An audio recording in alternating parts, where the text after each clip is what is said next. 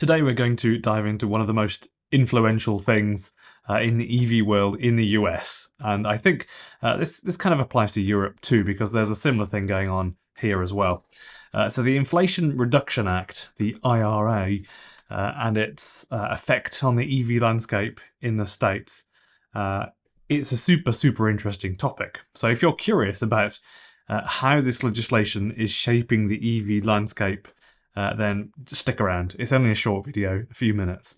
And I would say it's probably one of the more interesting videos because it's not very talked about. People don't really talk about this sort of thing because it can be kind of seen as a bit boring. First off, let's break down what the IRA is all about. So this landmark legislation is aimed at boosting clean energy, reducing carbon emissions, allegedly, and it has introduced significant changes to the federal tax credits for electric vehicles. So gone are the days that any EV could qualify for the credit regardless of its origins. So now there's definitely much more of a stronger emphasis on North American production. In a few words, North American production. The new criteria stipulate that for an EV to qualify for the full $7,500 US dollar tax credit, it must be assembled in North America, and a substantial portion of its battery components must come from the US or its trade partners. So this is a big shift from the previous rules and has huge implications for consumers and manufacturers, like incredibly huge. Just briefly, if you're new to the channel, I'm Ben Alexander and I make EV news videos every day. Please consider subscribing because it's free to subscribe and it also helps me with my channel and growing it on YouTube. So some models that are noteworthy: the Tesla Model Y, the Chevrolet Bolt, Ford Mustang Mach-E. They're now in the spotlight. Tesla has, for instance, shifted a lot of its manufacturing to meet these new requirements.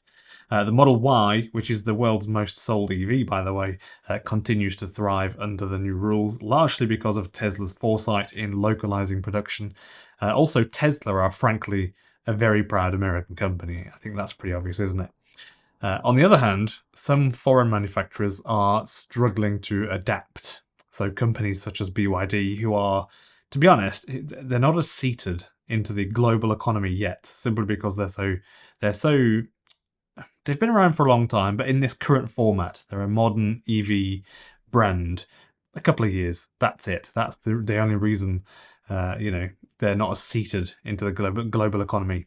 Vehicles that were previously attractive due to the tax credit might now be less appealing if they failed to meet the new criteria.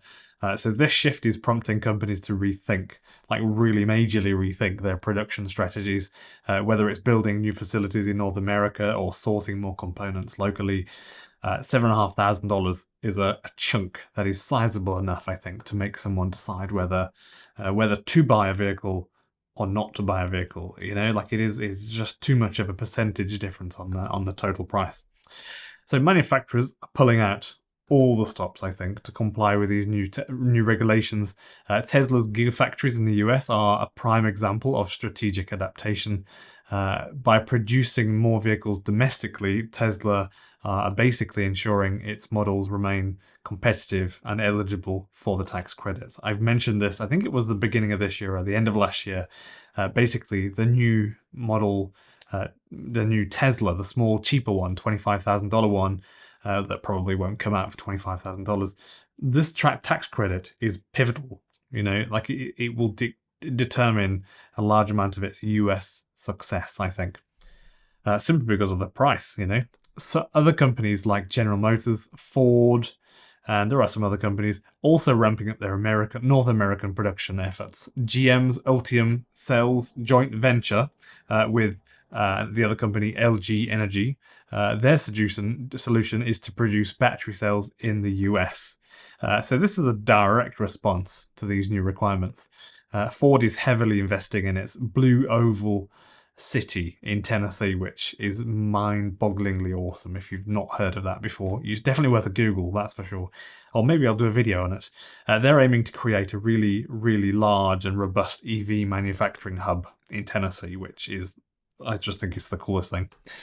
So what I think is clear to everyone is that things are becoming localized kind of again, aren't they? But it's not just American companies making moves. Foreign companies such as Volkswagen, Hyundai, and there are others I won't go on. They're considering new factories in the US, like literally just building their cars there rather than shipping them to there. These companies are now considering new factories in the US or partnerships with companies that could help them navigate through these rules to try and figure out if there's any loopholes or to just make things easier. So these efforts highlight a very large, very broad industry shift toward localization in response to geopolitical and economic pressures. And if you look over modern history, there's always tension around the globe, of course, somewhere in some way. But there's a lot of encroachment going on these days. Not you couldn't say quite. It's not industrial encroachment, but it is more. Maybe you could say commercial encroachment, that sort of thing. And governments know it. They are putting up barriers everywhere. It's that, or they're just getting more power hungry, but I think that's what it is. The EU, definitely a bit power hungry, as I've said about 30 times before. We'll just have to see what happens when the dust settles over the next 24 to 36 months, I think. Some cars may get more expensive and lose their tax credit. More EVs will be coming to market, of course. These are the kind of flooding to the market now. Things might look quite different quite quickly, I think, in the US after this.